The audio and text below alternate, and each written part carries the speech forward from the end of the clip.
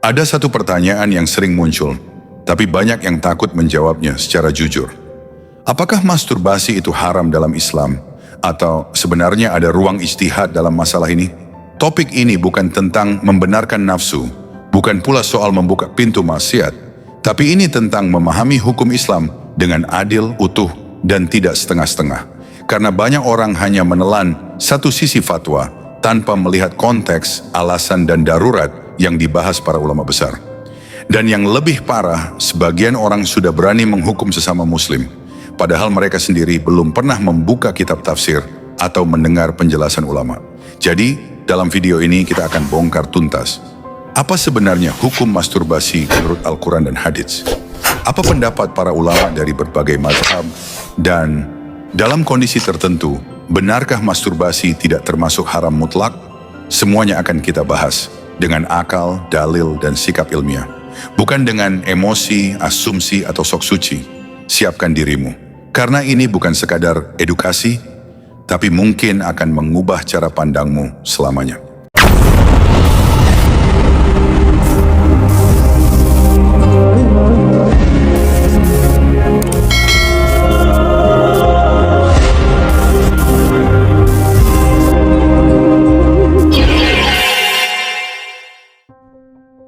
Mari kita mulai dari dasar. Masturbasi atau dalam istilah bahasa Arab sering disebut istimna adalah aktivitas menstimulasi diri sendiri.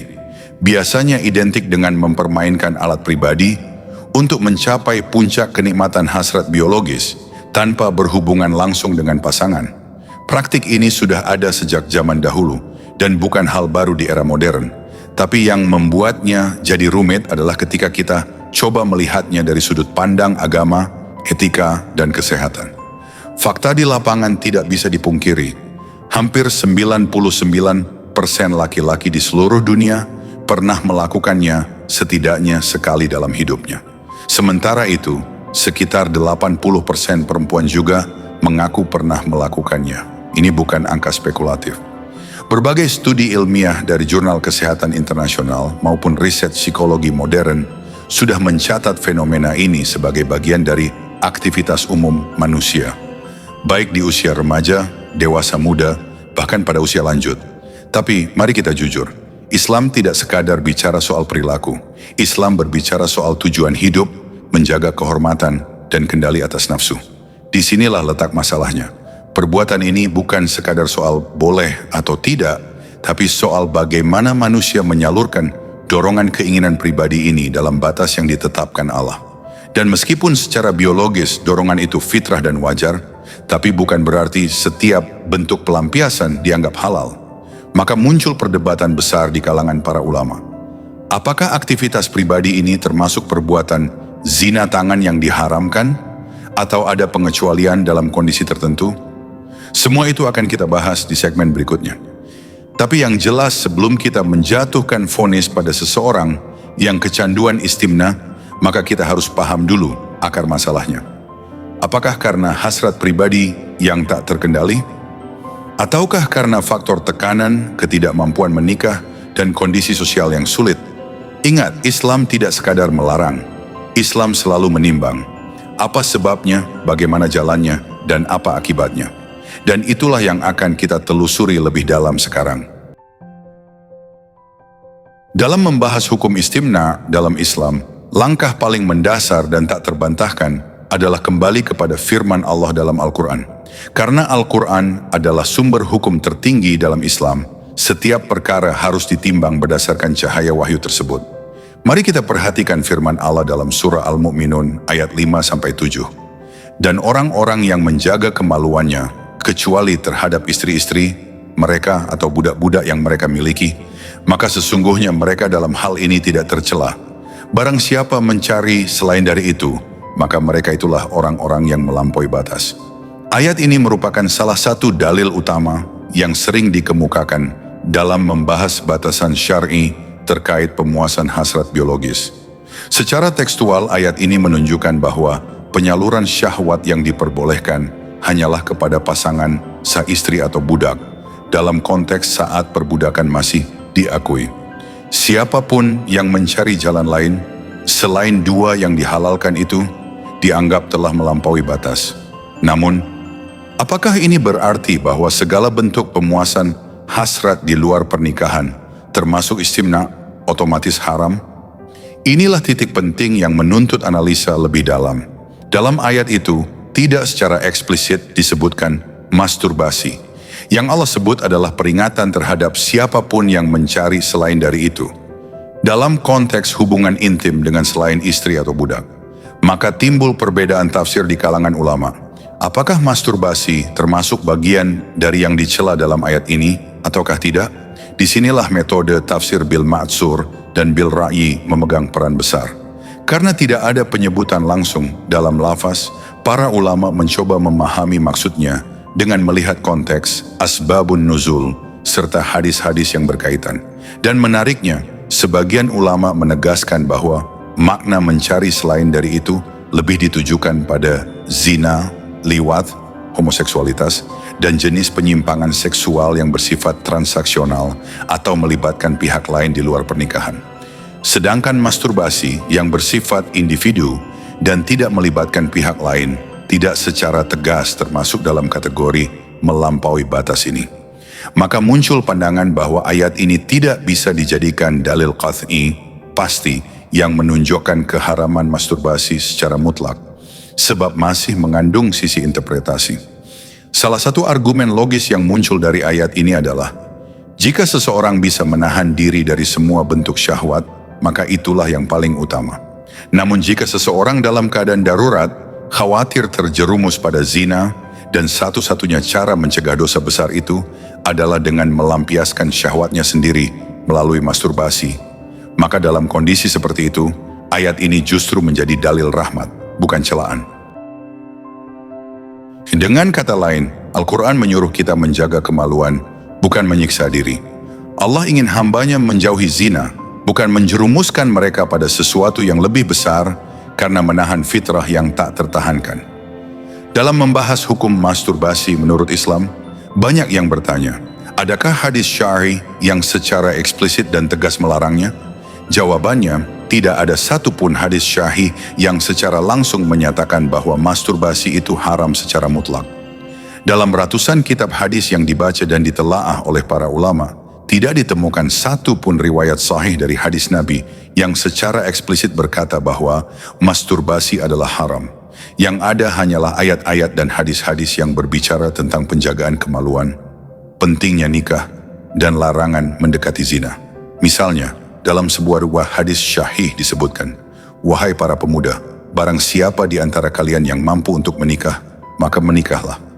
Karena itu lebih menundukkan pandangan dan lebih menjaga kemaluan. Dan barang siapa yang tidak mampu, maka hendaknya ia berpuasa karena puasa itu dapat menjadi perisai." Hadis riwayat Bukhari dan Muslim. Hadis ini tidak menyebutkan larangan masturbasi. Justru Rasulullah memberi solusi yang lebih tinggi, yakni menikah. Dan bagi yang tidak mampu, Nabi menyarankan berpuasa, namun tidak ada kalimat yang berkata jangan masturbasi. Maka dari itu, banyak ulama memahami bahwa jika seseorang sudah mencoba menundukkan pandangan, sudah berpuasa, namun tetap terjatuh dalam syahwat, maka masturbasi dapat menjadi solusi untuk menghindari dosa yang lebih besar, seperti zina. Ada pula hadis dari Ibnu Abbas, salah satu sahabat Nabi yang dikenal sangat dekat dengan Rasulullah dan termasuk di antara mufassir Al-Quran di kalangan sahabat. Dalam riwayat yang dikutip oleh banyak ahli fikih, beliau pernah berkata, lebih baik seseorang mengeluarkan maninya dengan tangannya sendiri daripada dia berzina. Walau riwayat ini berstatus mauquf, namun karena yang berkata adalah Ibnu Abbas, seorang tokoh sahabat besar, maka perkataannya memiliki bobot yang kuat dalam pandangan para ulama fikih. Beberapa hadis dhaif memang sempat beredar yang mengharamkan masturbasi, seperti yang mengatakan bahwa orang yang melakukannya akan datang di hari kiamat dengan tangannya hamil atau tidak akan dicium bau surga. Namun mayoritas ahli hadis sepakat bahwa hadis-hadis semacam itu lemah bahkan palsu, maka tidak bisa dijadikan dasar hukum. Itulah sebabnya mengapa para ulama besar pun berbeda pendapat, karena tidak adanya teks langsung dari hadis Nabi yang secara mutlak melarang maupun membolehkannya. Maka yang digunakan adalah pendekatan maslahat dan maqasid syariah. Apakah ini membawa kebaikan atau mencegah keburukan? Jika seseorang melakukannya untuk meredam syahwat, menjaga diri dari zina, dan tidak menonton hal-hal haram saat melakukannya, Maka banyak ulama memandang itu bisa dibolehkan dalam keadaan darurat atau kebutuhan.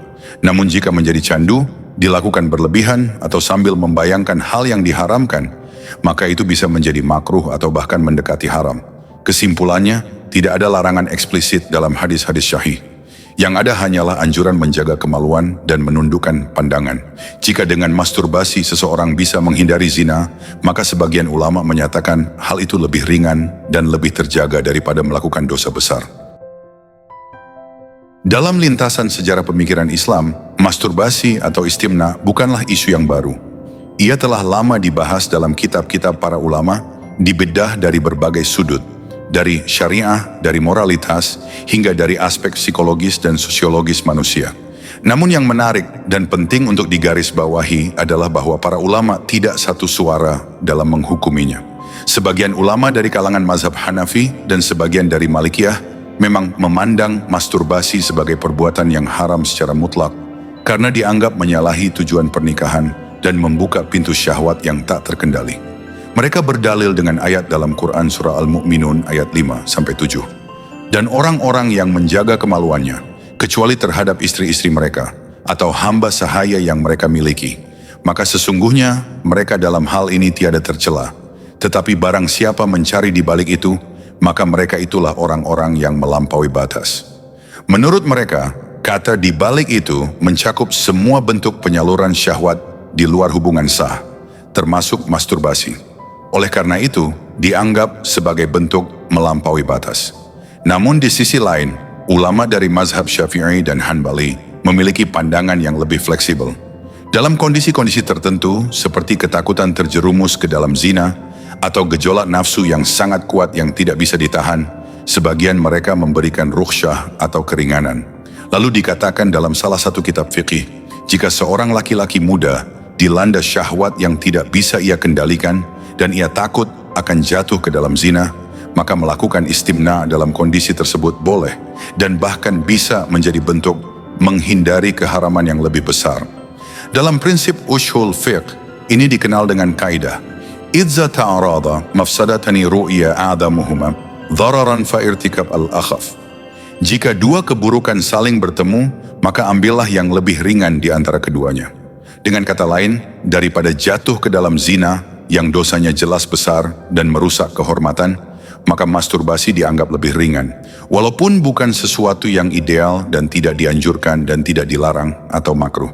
Beberapa ulama kontemporer juga melihat dari sisi kesehatan mental dan sosial. Di era sekarang, ketika akses pornografi begitu mudah, budaya permisif merebak, dan pernikahan semakin tertunda, maka banyak orang, khususnya pemuda, berjuang menjaga kesucian diri mereka. Dalam kondisi demikian, masturbasi bukan dipandang sebagai bentuk pelampiasan bebas, tapi sebagai pelindung diri dari kejatuhan yang lebih berat. Ulama modern menyampaikan dengan bahasa yang lugas, jangan jadikan yang makruh menjadi haram mutlak, dan jangan tutup mata terhadap realita yang dihadapi umat hari ini. Pendapat ini bukan untuk melegalkan kebiasaan tersebut tanpa kontrol, namun untuk menempatkannya pada porsi yang benar dalam konteks dan kondisi tertentu. Bila dilakukan tanpa berlebihan, tanpa pornografi, dan sebagai bentuk darurat untuk menjaga diri, maka ada ruang untuk memaklumi tindakan tersebut. Sebaliknya, jika sudah menjadi candu, menjadi kebiasaan yang merusak pikiran dan melemahkan semangat, maka tentu saja menjadi tercela dan bahkan bisa jatuh pada haram. Inilah pentingnya konteks dalam memahami hukum Islam. Bukan hanya melihat teks, tapi juga kondisi nyata manusianya itu sendiri. Maka dari itu, para ulama menyepakati satu hal meski mereka berbeda pendapat dalam hukum, bahwa menjaga diri dari perbuatan zina jauh lebih penting dan lebih utama. Dan jika seseorang melakukan masturbasi bukan karena hobi atau kebiasaan buruk, tapi karena kondisi darurat demi menjaga diri dari dosa besar, maka Allah Maha mengetahui niat dan kondisi hambanya. Jadi kapan boleh dan kapan haram, semua tergantung konteks dan niatnya. Masturbasi dalam hukum Islam bukanlah perkara yang mutlak haram. Hukum asalnya adalah makruh dan bisa berubah tergantung pada konteks, niat, dan kondisi seseorang. Islam tidak berbicara hitam putih terhadap semua hal. Dalam urusan hawa nafsu, Islam sangat memahami bahwa manusia adalah makhluk yang lemah, penuh gejolak, dan tak semua bisa menahan dorongan syahwat dalam semua situasi. Maka mari kita bahas secara rinci dan rasional. Kapan seseorang boleh melakukan masturbasi dan kapan ia justru berdosa besar karena melakukannya. Lalu kapan masturbasi diperbolehkan, mubah atau dimaafkan? Takut terjatuh ke dalam zina. Jika seseorang benar-benar tidak mampu menikah dan ia merasa bahwa dorongan syahwatnya begitu kuat hingga ia sangat takut terjerumus ke dalam zina atau hubungan haram, maka ulama membolehkan masturbasi sebagai jalan darurat untuk mencegah dosa yang lebih besar. Ini adalah bentuk mengambil mudarat yang lebih ringan, ketika alternatifnya adalah melakukan zina yang jelas haram secara mutlak. Kaidah fiqih, idza ta'arada mafasid, yuqaddamu aqalluha dararan. Jika dua mudarat bertemu, maka dipilih yang paling ringan. Dalam keadaan bahaya syahwat yang tidak bisa diredam, dalam kondisi di mana syahwat telah mencapai titik yang membahayakan akal, psikologis, dan aktivitas harian, misalnya seseorang menjadi tidak fokus, gelisah, hingga stres berat karena dorongan seksual yang tak tersalurkan dan tidak ada pasangan halal, maka masturbasi bisa dianggap jalan keluar sementara untuk menjaga kesehatan jiwa dan mencegah kerusakan yang lebih luas. Untuk tujuan medis, masturbasi yang dilakukan bukan karena nafsu, tetapi karena keperluan medis, misalnya pengambilan sampel sperma untuk pemeriksaan atau pengobatan, diperbolehkan oleh para ulama. Karena ini masuk kategori hajat kebutuhan medis yang dibolehkan oleh syariat selama tidak melanggar batas lain seperti melihat hal-hal yang diharamkan saat melakukannya. Kapan masturbasi dianggap dosa atau tercela? Menjadikannya sebagai kebiasaan dan ketergantungan. Bila seseorang menjadikan masturbasi sebagai aktivitas rutin dan ketergantungan hingga membuatnya lalai dari ibadah, menunda salat, atau bahkan lebih memilih masturbasi dibanding menikah, maka itu menjadi dosa. Masturbasi yang terus-menerus membuat seseorang malas, tumpul semangat, menjauh dari tanggung jawab, dan bahkan mengurangi ketertarikan terhadap lawan jenis yang halal, maka ini masuk dalam perbuatan yang membahayakan jiwa dan masa depan, dan syariat tidak akan pernah membolehkan sesuatu yang merusak, lalu dibumbui dengan tontonan atau bayangan haram. Maka jika seseorang melakukannya sambil menonton video atau membayangkan wanita nilas pria yang bukan mahramnya, maka selain perbuatan masturbasinya sendiri, ia juga telah melakukan zina mata dan zina hati. Rasulullah Shallallahu Alaihi Wasallam bersabda, setiap anak Adam telah ditakdirkan untuk melakukan bagian dari zina. Zina mata adalah melihat, zina telinga adalah mendengar, zina lidah adalah berbicara, zina tangan adalah menyentuh, zina kaki adalah berjalan menuju hal haram. Hadis riwayat Muslim. Dalam hal ini, masturbasi bukan lagi solusi, tapi menjadi pintu dari berbagai macam zina kecil yang bisa berakhir pada zina besar. Jika seseorang sudah mampu menikah, baik secara finansial maupun fisik, tapi lebih memilih memuaskan nafsu lewat masturbasi karena malas berkomitmen, maka itu termasuk perbuatan melawan fitrah dan melalaikan perintah agama. Rasulullah mendorong para pemuda untuk segera menikah. Wahai para pemuda, siapa yang mampu menikah, maka menikahlah, karena itu lebih bisa menundukkan pandangan dan menjaga kemaluan. Hadis riwayat Bukhari dan Muslim. Jadi kesimpulannya adalah, masturbasi bukanlah jadi sebuah dosa besar selama dilakukan dalam kondisi darurat untuk mencegah kemaksiatan yang lebih besar dan tidak disertai dengan hal-hal yang haram. Namun begitu, ia tetap bukan hal yang disukai dalam Islam. Bahkan para ulama sepakat bahwa menjauhinya lebih baik dan menikah adalah solusi utama bagi yang mampu. Agama Islam memahami realita biologis manusia, tapi dalam waktu yang sama Islam juga menjaga martabat dan kehormatan umatnya dari kebiasaan yang menjatuhkan derajat manusia ke dalam kehinaan syahwat yang tidak terkendali. Apakah ada dampak negatif dan dampak positif melakukan masturbasi menurut Islam dan sains?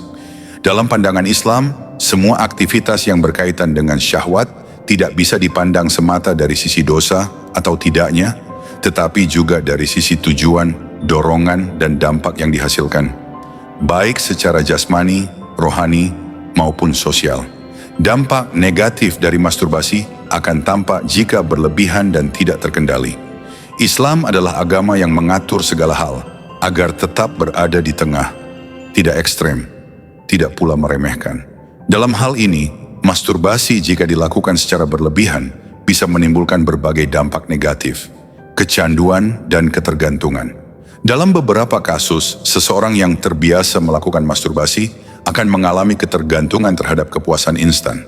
Ketika kecanduan, ia bisa kehilangan kendali dan menghabiskan banyak waktu hanya untuk memenuhi nafsunya. Hal ini sangat merusak karena membuat seseorang lalai terhadap ibadah, pekerjaan, bahkan relasi sosial. Akan menimbulkan kerusakan fisik dan psikologis dalam ilmu medis. Karena jika masturbasi yang dilakukan terlalu sering bisa menimbulkan gangguan pada sistem saraf dan hormonal.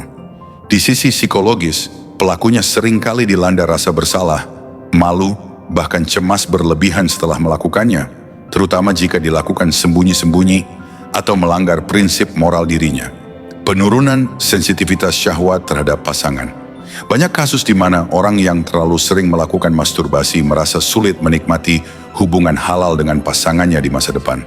Hal ini karena otak dan tubuhnya sudah terlalu terbiasa dengan rangsangan buatan, bukan sentuhan emosional dan spiritual yang datang dari pernikahan. Perasaan tertutupnya pintu taubat karena merasa terlalu sering gagal juga dapat terjadi. Ada yang merasa terlalu sering jatuh ke dalam perbuatan ini sehingga merasa tak layak taubat. Rasa putus asa semacam ini sangat berbahaya secara spiritual. Islam tidak melarang seseorang untuk kembali kepada Allah berkali-kali. Tapi jika masturbasi membuat seseorang putus asa dan kehilangan harapan, ini adalah kerugian besar. Sementara itu berikut dampak positif jika dilakukan dalam kondisi darurat dan terkendali.